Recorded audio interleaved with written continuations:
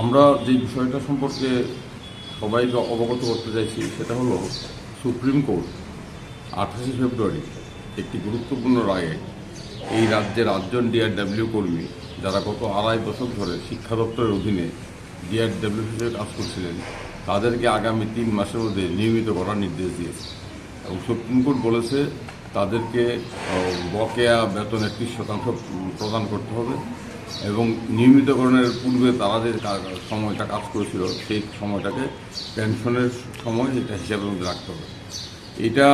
এর একটা প্রেক্ষাপট আছে। 8জন শিক্ষা দপ্তরে ডিআরডব্লিউ কর্মী তারা কাঞ্চনপুর হায়ার সেকেন্ডারি স্কুল এবং গঙ্গানগর উচ্চ বিদ্যালয়ে 25 বছর ধরে ডিআরডব্লিউ হিসেবে কর্মরত। তারা ত্রিপুরা উচ্চ আদালতে 2022 সালে একটি মামলা করেছিল। তৎকালীন বিচারপতি মাননীয় অরিন্দম লোধ মহাশয় তাদের মামলাটি খারিজ করে দিয়েছিল। মাননীয় বিচারপতি বলেছিলেন যেহেতু রাজ্য সরকারের নিয়মিতকরণ স্কিম 31 জুলাই 18তে বাতিল হয়ে গেছে, তাই তারা নিয়মিতকরণ করার দাবি করতে পারেন না। এর বিরুদ্ধে আমরা ডিভিশন বেঞ্চে আপিল করেছিলাম। ডিভিশন বেঞ্চও একই যুক্তিতে আমাদের আপিল খারিজ বলেছিল যেহেতু রাজ্য সরকার নিয়মিতকরণ করার স্কিম তুলে নিয়েছে তাই নিয়মিতকরণ করার দাবি জানানো যাবে না, অধিকার নেই। এর বিরুদ্ধে 8জন একদম প্রান্তিক অংশের মানুষ তারা সুপ্রিম কোর্টে গিয়েছিল।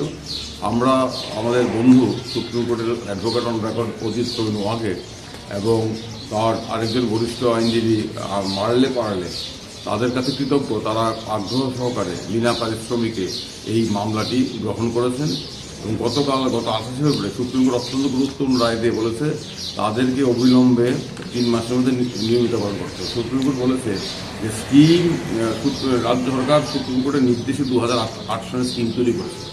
এখন স্কিম বাতিল হয়ে গেছে এই যুক্তিতে এইভাবে বছর পর বছর তাদেরকে এখানে শোষণমূলকভাবে তাদের থেকে শ্রম আদায় করা যাবে না। এটা অন্যায়, এটা অযৌক্তিক এবং তারা যে কাজটা করছিল এটা হলো মৌসুমি কাজ নয়, এটা দপ্তরের মূল কাজের অঙ্গ। সেই কারণে তাদের নিয়মিতকরণ করতে হবে, 3 মাসের মধ্যে নিয়মিতকরণ করতে হবে। এ থেকে নিস্তার পাওয়ার রাস্তা নেই, কারণ আমরা সবাই জানি এই সুপ্রিম কোর্টের উপর সুপ্রিম কোর্ট ভারতবর্ষে নেই। এই রায়ের মান্যতা দিতে হবে। এই রায়ের ফলে আমি এখানে আছি সমর্থিত করছি। আমরা যে কথাটা উচ্চ আদালতে বলে আসছিলাম কিংবা বারবার আমরা বলছি যে স্কিম বাতিল করা এইটা হচ্ছে সুপ্রিম কোর্টের নির্দেশের পরিপন্থী। আপনারা জানেন 31শে আগস্ট 2018-তে এই সরকার এই রাজ্যের 40 লক্ষ অনিয়মিত কর্মচারীর মাথায় কুঠার দিয়ে আঘাত করেছিল। কারণ 2008 সন থেকে অনিয়মিত কর্মচারীদের নিয়মিত করার যে স্কিমটা ছিল সেই স্কিমটাকে বাতিল করা হয়েছিল।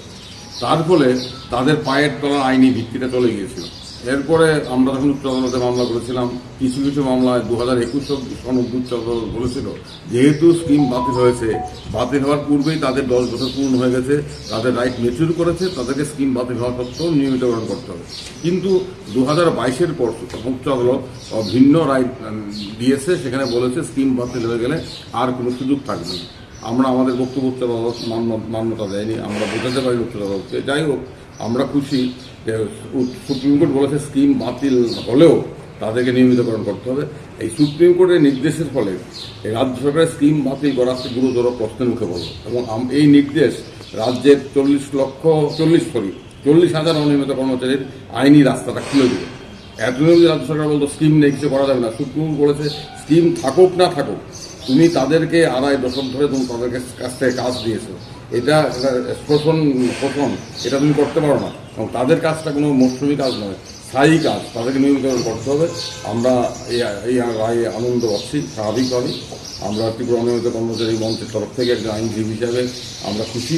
এটা শুধুমাত্র এই 8জন একদম হতদরিদ্র অনিয়মিত কর্মচারী তাদের সামনে ভবিষ্যতে রাস্তা খুলে দিল তা নয়, অন্য অনেকেরও নিয়মিতকরণের পথ সুগম করলো। আমরা আবারও খুশি যে একদম উত্তর ত্রিপুরা দণ্ডগ্রামের এই ডিআরডব্লিউ কর্মীদের লড়াইটাকে আমরা সুপ্রিম কোর্টে নিয়ে যেতে পেরেছি এবং সুপ্রিম কোর্টে নিয়ে আমরা সফল হয়েছি। তার জন্য আবারও আমি আমাদের বন্ধু অজিতকে ধন্যবাদ জানাই, অজিতের বরিষ্ঠ আইনজীবী বন্ধু সিনিয়রকেও ধন্যবাদ জানাই। আমরা সবাই মিলে কাজটা করেছি। স্বাভাবিকভাবেই আমরা এটা সবাইকে জানানো কর্তব্য মনে করছি।